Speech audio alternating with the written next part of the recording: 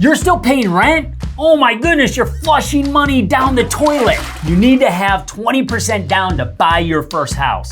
You know, the only way to really build wealth is to own real estate.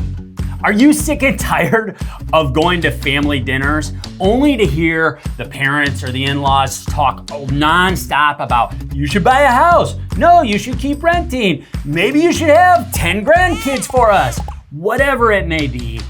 There are 4 myths to renting versus buying, and we're here to tackle them today. Hi, I'm Jeff Packer. I'm a real estate agent here in Metro Detroit, and I run a great real estate team called the Packer Group, and we're excited that you're here.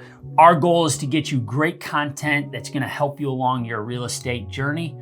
And so today we're talking about 4 myths about renting versus buying. And please stay tuned through the video because we've got a great resource for you at the end of the video that we want to make sure you don't miss. So myth number 1, you need to have 20% down to purchase a home. This just isn't the case.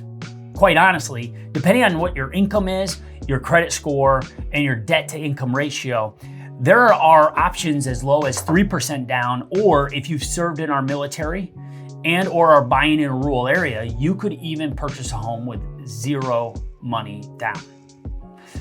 On top of that, there are a number of other options out there through the state of Michigan or in certain counties where you could qualify for a down payment assistance program. So don't let the fear of not having enough cash in the bank prevent you from purchasing your first home. Myth number 2, renting is bad since you're paying the landlord instead of yourself.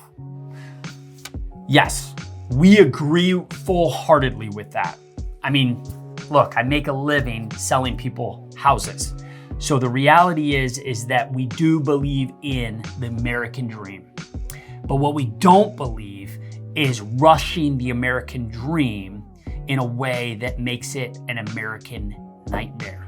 So what we've identified is there's 2 main reasons we would encourage somebody to continue to rent. If you don't fall into these 2 camps, we would love to look at a way to then help you purchase. So what are those 2 main reasons? First, financial reasons. Look, we are big Dave Ramsey fans here.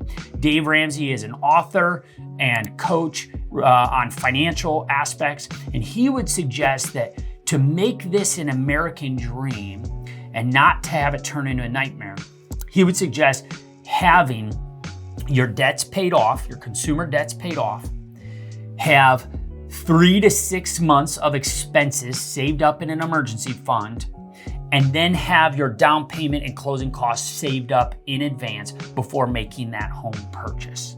We fully endorse that approach and would recommend anybody to continue renting until they can accomplish and put themselves in a better financial situation. Look, I did it wrong when I was a young guy and first got into real estate. And I did not realize the extra maintenance that yearly you're sinking into it, as well as the upgrades that you want to do to the home. And all of that does take money. And when you don't have an appropriate emergency fund in place, and when all of your extra money each month is going towards paying off debt, it is really hard to then maintain that property and make sure that your equity is growing like you want it to be when it's chasing that American dream. So we want you to do it the right way. The other reason that we would encourage somebody to continue to rent versus buy is if they know they're not going to own that home for longer than 3 years.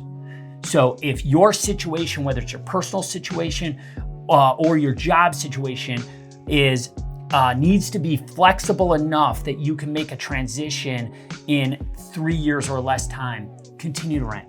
But if you're gonna be here for 4 years or longer and you know that owning that home is financially able to be done, then we would definitely encourage you to look to purchase. Myth number 3, with mortgage rates being so high, it's cheaper to rent.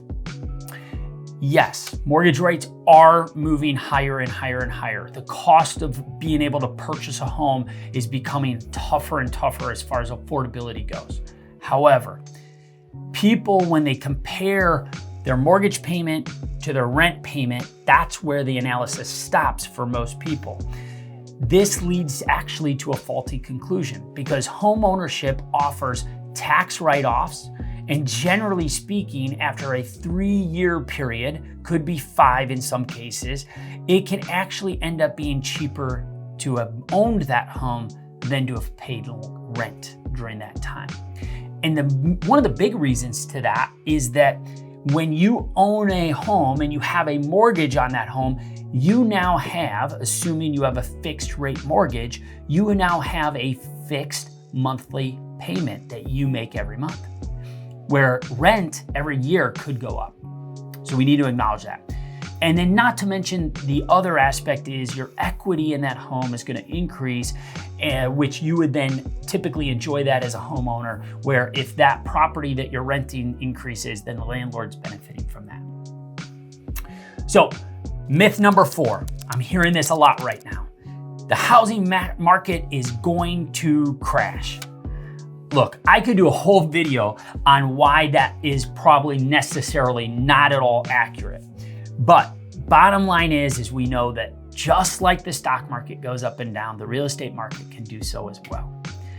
But what dictates that is supply and demand. And right now, supply remains to be very, very low. But the big shift lately is demand is shrinking as well. Why is demand shrinking? Well, because interest rates are doubled. They're up over 7% at the time of this recording. And so all of that factors into what's going on in the real estate market. The real estate market usually is in 3 spots. It's either in a seller's market, a buyer's market, or in a market in between those, which is more of like a balanced market. Right now, we're moving out of one of the best seller's markets we've ever seen, and we're moving into more of a balanced market. So, do we think that markets shift? Yes. Do we think that the market's crashing? No. That is a myth. The facts don't point to that. So those are the 4 myths. Hopefully we busted some that you thought maybe were true for you, that maybe have helping you think about it maybe a little bit differently. Here's the deal. We'd love to hear from you on that. So please comment below. Let us know where you're at in this journey. If you want to talk to us, we've got a team of awesome professionals that would love to help you along your journey. Our contact information is in the description below. You can easily book an appointment with one of us, sit down, have a coffee, talk about your real estate goals and dreams, and we'd love to explore that a little bit more. And if you want to take a deeper dive into what I just talked through, we have a PDF that will be available for you to download. The link will be in the description, and that resource will help you take a deeper dive into these 4 myths, some personal information that I'm gonna share with you on how you can make this homeownership a reality, and really the timeline in which to walk through the American dream so that you can get to a point someday of holding the keys to your very own home and set roots down and make Michigan the place to be. Then can I be like, pound it, noggin? We gotta figure some way to outro these though.